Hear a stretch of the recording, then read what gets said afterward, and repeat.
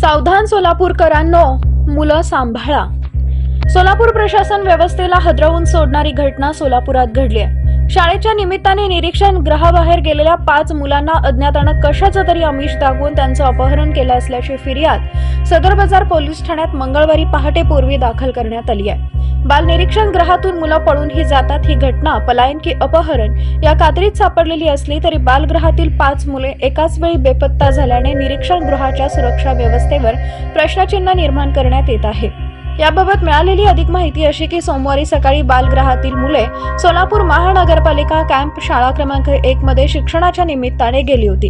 त्यांना अज्ञातानं कशाचं तरी आमिष दाखवून फूस लावून निरीक्षण गृह बालगृहाचे कायदेशीर रखवालीतून पळवून नेलं असल्याची फिर्याद सुरक्षा रक्षक विजयकुमार मधुकर शिंदे राहणार 371 जुनी मिल चाळ मुरारजी पेठ सोलापूर यांनी सदर बाजार पोलीस ठाण्यात दाखल केली।